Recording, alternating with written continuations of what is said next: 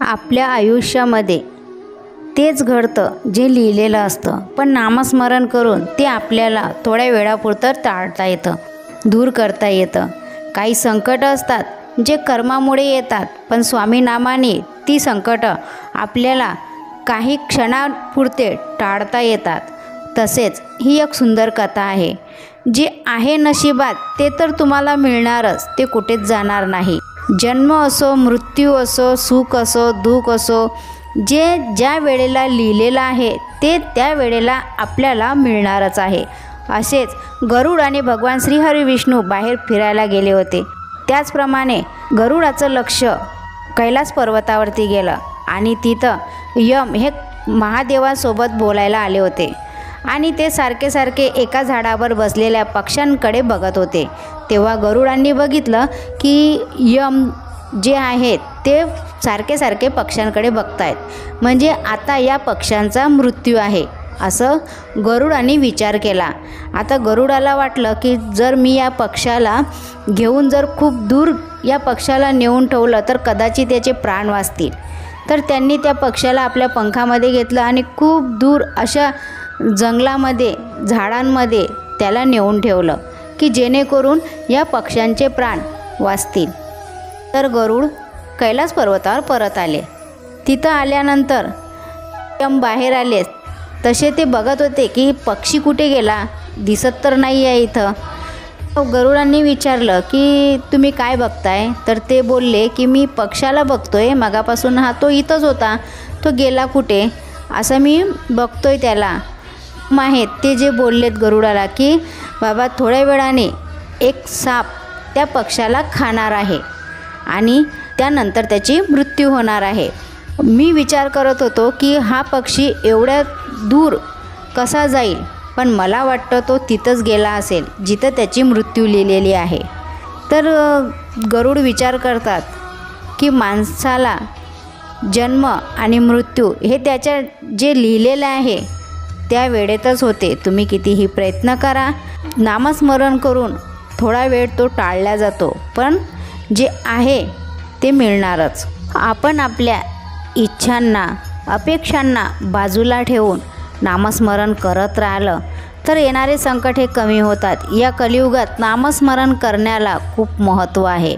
आपण अपेक्षा करतो, इच्छा करतो की पती चांगला मिळाला पाहिजे, पत्नी चांगली मिळाली पाहिजे, मुलांनी आपल्याला सांभाळलं पाहिजे, मुलं मुली चांगले स्वभावाचे निघाले पाहिजेत आणि या उलट निघालं तर मग आपल्या आयुष्यात काय येतं? दुःख येतं.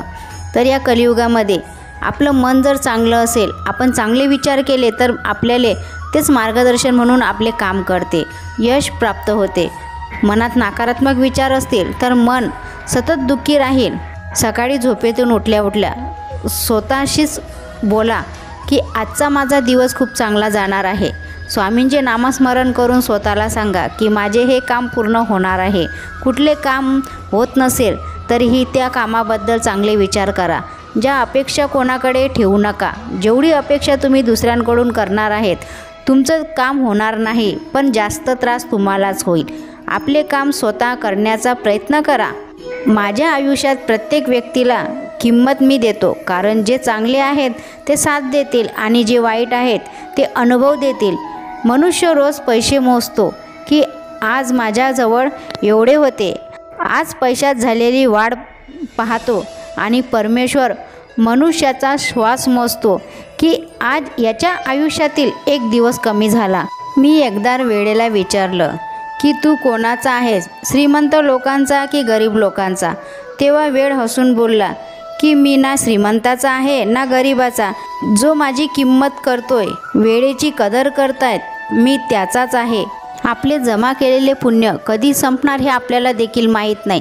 आपण पुण्य करतो, पूजापाठ करतो, दान करतो आणि एखाद्याला जरी अपशब्द बोलले, वाईट बोललं, वाईट विचार मनात आले तर आपले पुण्य हे नष्ट होत जाते. आपल्या आयुष्यात पुण्य जमा असेल तर धन, वैभव, ज्या गोष्टीची आपण अपेक्षा करतो, जे आपण बोलतो ते आपल्याला मिळते आणि पुण्य नष्ट झाल्यानंतर सामर्थ्यशाली राजालाही भीक मागावी लागते. स्वामी म्हणतात की मी कुणाचे भविष्य लिहत नाही. माणूस स्वतःचे भविष्य स्वतःच्या कर्माने लिहितं. जे तो कर्म करते तेच त्याचे भविष्य बनते. स्वामी म्हणतात की काही लोकांना सवय असते की आपलं दुःख समस्या सारखं बोलायची, सारखे ती रडत बसायची. आणि काही लोक असतात एकमेकांना भेटून पुन्हा त्याच समस्यांबद्दल तक्रार करतात. काही लोकांना आवडतं, काही लोकांना आवडत नाही तेच त्या समस्या ऐकायला. तर त्याच्यातला एक माणूस एकदा विनोद करायची ठरवते आणि काही लोक जमलेले असतात आणि तो त्याला विनोद सांगतो. बरीच मंडळी हसतात त्या विनोदावरती. थोड्या वेळाने परत तोच विनोद सांगतो. नंतर त्याच्यातले काही लोक हसतात आणि तिसऱ्यांदा तोच विनोद तो परत सांगतो. त्याच्यातला एक शहाणा माणूस म्हणतो की तुम्ही काय तो सारखा विनोद आम्हाला सांगताय. तेव्हा तो माणूस हसून बोलतो की नेहमी सारख्या त्या समस्येबद्दल का ओरडत आहोत. रोज समस्या बोलला तर ते कधीच संपणार नाहीत. मार्ग काढा, समस्या संपतील, दुःख संपेल. आपल्या आनंदाचा पाठलाग करू नका. आनंद हा आपल्यामध्येच आहे. एका गावामध्ये एक म्हातारा माणूस राहत होता. संपूर्ण गाव त्याला कंटाळले होते. तो नेहमी उदास राहत असे, सतत जीवनाबद्दल तक्रार करत असे, नेहमीच वाईट विचार करत असे. तो तितका जगला तितका तो व्हायरल झाला आणि अधिक विषारी त्याचे शब्द होते. लोकांनी त्याला टाळण्यासाठी सर्वतोपरी प्रयत्न केला, कारण त्याचा दुर्दैव त्यांनी इतरांमध्ये दुःखाची भावना निर्माण केली. त्याचे वय पण खूप झाले होते. एक दिवस चमत्कार झाला. तो म्हातारा माणूस आज खूप आनंदी आहे. सर्वत्र ही गोष्ट पसरली की आज तो माणूस हसत आहे, कुठलीही तक्रार करत नाही, आनंदी आहे. संपूर्ण गाव त्याच्या भोवती जमले आणि त्याला विचारले की तुला काय झाले. त्या म्हाताऱ्या व्यक्तीने उत्तर दिले, काही नाही, असं काही खास झालं नाही. 80 वर्षे मी आनंदाचा पाठलाग करीत होतो आणि निरुपयोगी होतो आणि मग मी आनंदाशिवाय जगण्याचा आणि फक्त जीवनाचा आनंद घेण्याचा निर्णय घेतला. म्हणूनच मी आज आनंदी आहे. तर स्वामी भक्तांनो, सर्व काही स्वामींवर सोडा. दुःख कोणाला नाही. कोण ना कोणी दुःखी आहे. सर्वांना तकलीफ आहे. सुखी असं या जगात कोणीच नाही.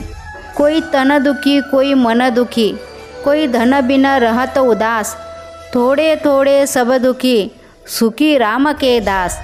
बस फक्त स्वामी नाम घ्या. स्वामींवर सर्व संकट सोडा.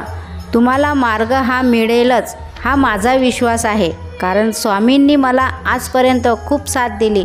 प्रत्येक कामात, प्रत्येक संकटात स्वामी आज माझ्यासोबत आहेत. जे समस्या आली, जे संकट आलं, ते मी स्वामींजवळ बसून अगरबत्ती लावून स्वामींना सांगते आणि स्वामी मला प्रत्येक संकटात मदत करतात. तुम्ही पण स्वामींची सेवा करा, नामस्मरण करा आणि स्वामींवर सोडा. स्वामी सदैव तुम्हाला मार्गदर्शन करतील. अशीच माहितीसाठी आपल्या चॅनलला सबस्क्राईब करून लाईक करा, शेअर करा व स्वामींचा आशीर्वाद प्राप्त करा. स्वामी भक्तांनो, कमेंटमध्ये श्री स्वामी समर्थ टाईप करा. स्वामी तुमच्या सर्व इच्छा पूर्ण करो हीच प्रार्थना. श्री स्वामी समर्थ.